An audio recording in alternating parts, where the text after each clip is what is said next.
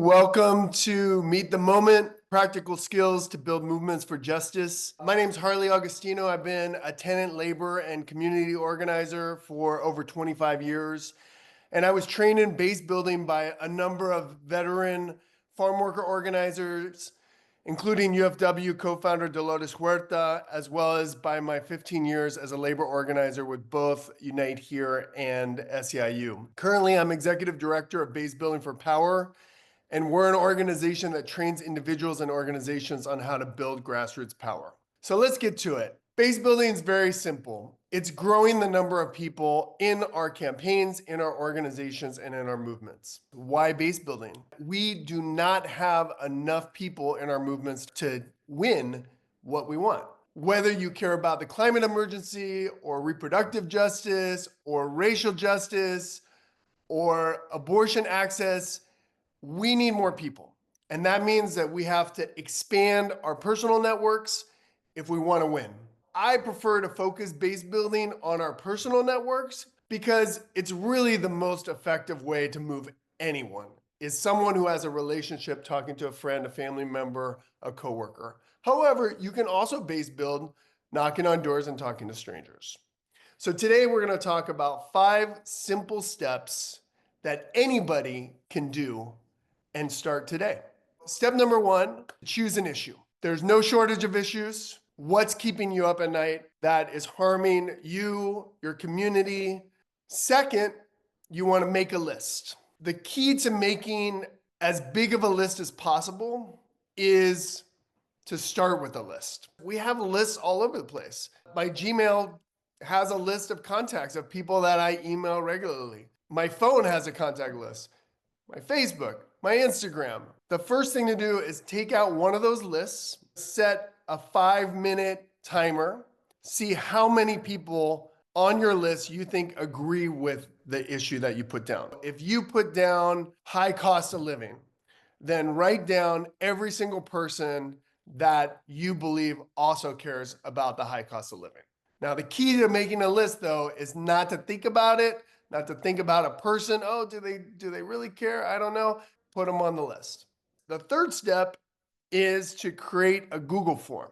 A Google form can help you easily track the information. I'll go through this one. Will you join our community of friends, neighbors, and family members who want to join forces and fight the Trump-Musk administration? That's the basic, are you in with the fight? And then we ask them actually what issues they care about, what states they know people in, who would they talk to? Personal friends, neighbors, coworkers, family. How many people can they talk to about signing this pledge? So then we have their contact information, where they live, and what else do you want them to know? So the cool thing about a Google form is that you can then go into the responses, and this has how many people that they're willing to talk to, and then the rest is their contact information. Now you have a Google form. The fourth step is to make some calls. What you say can be very simple. You could call your friend, and obviously when you talk to somebody that you know, you might chit chat with them.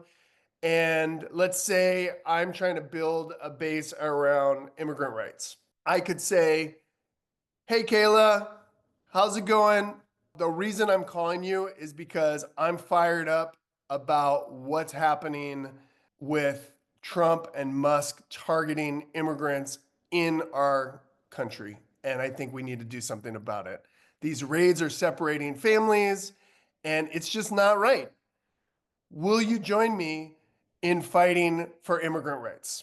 I'm building a team, and together we're going to decide our next steps. What do you think? That's a simple wrap that you could use. You can obviously make it more complicated. You could put more information on it, but this is what I care about. Do you care about this?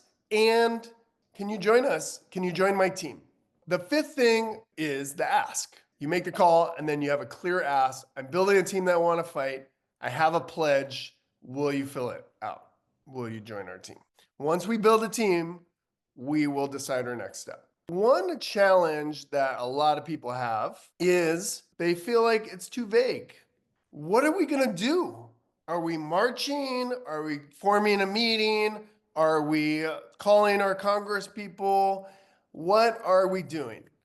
And I want to really encourage you that you do not need a thought out plan before you start organizing. And in fact, most people that we talk to are willing to sign the pledge. I think we're getting probably 85% of people that we're talking to in our personal network that sign the pledge, give their information, have a goal, right? But it's very common because one of the mistakes often we make as organizers and in organizations is that we feel like we need to have a perfect plan before talking to people. And we waste a lot of time creating that plan. And what I learned from my organizing elders is that the best plans actually come from just talking to people. So as a union organizer, if we were getting ready for a contract fight, we would talk to people and say, hey, what do you want to fight for? You want to fight for wages? You want to fight for a pension? You want to fight for job security? Okay, will you join the committee? That's the first step of labor organizing. Now, if somebody says, well, but I need to know what the media strategy is, and I need to know like what exactly are our proposals going to be, we say, look, we're at the beginning of building a team. And depending how big the team, that's going to depend the kind of strategy that we can use. For example, in the last Google form I showed, we have 1,000 people willing to fight. Okay, that opens up a lot more doors of the kinds of things that we can do with 1,000 people. To illustrate the point, I'm going to give you a little story of my first house meeting campaign. Dolores Huerta came to Santa Barbara, California, and we were building a working class organization. Our rap didn't have a lot of specifics. And the reason Dolores told us that is because if we're trying to build a working class organization, then we should listen to people to decide what are the issues that we want to fight for. Our rap included talking about the big issues that we're facing people, just the cost of living, the high rent, the low wages. And then we talked about how the bosses and the landlords have very strong organizations in this community, but working people do not. We need to build representation. We need to build strong organizations. Are you willing to be part of this group? And together we're going to decide what are the things that we want to work on. So we started doing these house meetings, and we would meet with a group of people and then ask those people to organize a house meeting at their house. And the first issue that came out of it that I wasn't expecting was that we stumbled across a low-income childcare center that was being closed by the school district. And when we asked people, what are you concerned about? What is going on? This group of women were like, we just got notice that my childcare center is being closed and I'm working 2 jobs. What am I going to do with my kids? This is wrong. And so they then organized other mothers and other parents to join and talk about that issue. And before long, we had like 50 parents that wanted to fight. And we went to the school board and we actually stopped the childcare center from closing. Now that gave our organization confidence and gave that group their first victory. That the next one that came around happened to be the transit agency raised the bus fare for all riders like 30%. And so we then fought that, and then we won that and actually lowered the bus fare. So if you want to really listen to folks, you don't know what's going to come out of it. But if you're one of those people that like, you just need something like more concrete, you can use this same process for a rally, for an election, for a school board meeting. You can do specific, or you can have a broader call to action. But I really encourage, we have to build first. That's way more important than making the perfect plan. And the reason is that the planning comes better when you have a base to plan an action around. You now have a few steps. Organizing is not that complicated.